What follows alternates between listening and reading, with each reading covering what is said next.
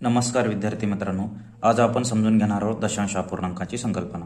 बघा, काही अपूर्णांक खूप स्पेशल असतात, तर त्याच अपूर्णांकापैकी ज्या अपूर्णांकाचा छेद 10, 100, 1000, लाख असा म्हणजे 10च्या कोणताही घात असतो त्या अपूर्णांकाला आपण दशांश अपूर्णांक असं म्हणतो। उदाहरणार्थ 2/10, 3/100 किंवा 450/10 ही सगळी अपूर्णांक आहेत दशांश अपूर्णांक आहेत। आता दशांश अपूर्णांकाला दोन पद्धतीमध्ये लिहिता येतं। एक आहे व्यावहारिक पद्धत, आता मी जी वरती लिहिली का नाही ती आहे व्यावहारिक पद्धत। हे झालं 2/10, परत 3/100 किंवा 450/10 ही झाली व्यावहारिक पद्धत। आता दशांश अपूर्णांकाला अजून एका पद्धतीत देता येतं, त्याला म्हणतात दशांश पद्धत।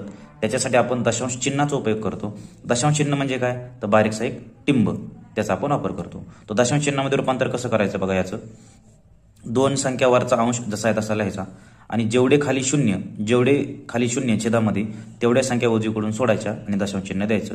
इथं खाली एकच शून्य आहे, एकच संख्या सोडली आणि इथं कायला दशांश चिन्ह दिला। इथं दुसरी कोणती संख्या नाहीये म्हणून इथं काय केला, शून्य ठेवला। तर दशांश व्यवहारीचं दशांशमध्ये रूपांतर कसं झालं, 0.2।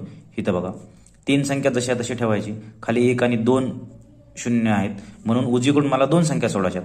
3 ही एक संख्या झाली, दुसरी संख्या मला सोडायला नाहीये म्हणून मी तिथे घेतलं 0 आणि परत इथं त्याला पॉईंट, दोन संख्या सोडल्या कारण दोन शून्य आहेत, पॉईंटच्या इकडे दोन संख्या आणि परत इथं शून्य लिहिलं म्हणजे 0.03। इकडे बघा 450 मी जशी आहे तशी लिहिली, खाली किती संख्या आता सोडलेल्या, एक संख्या सोडली म्हणजे एक शून्य आहे, तर मला उजवीकडून एक संख्या सोडून पॉईंट द्यायचा। उजवीकडून एक संख्या सोडली तर द्यायचा पॉईंट, म्हणजे ह्याला आपण तुम्ही 45 सुद्धा म्हणू शकता। अशा प्रकारे व्यवहारी अपूर्णांकाचं रूपांतर दशांश चिन्हामध्ये किंवा दशांश रूपामध्ये आपल्याला लिहिता येतं। याच्या उलट पण तुम्हाला करता येतं। उदाहरणार्थ तुम्ही जर असं लिहिलं 0.004 जर लिहिलं तर हा 4 जसा आहे तसा ठेवायचा, पॉईंटच्या इकडं जेवढ्या संख्या आता तेवढे शून्य खाली लिहायचे, 1, 2, 3 आणि त्याच्यावरती लिहायचा 1। समजा अजून एक उदाहरण घेऊ आपण, 413.512, तर 413.512 जसं आहे तसं लिहायचं।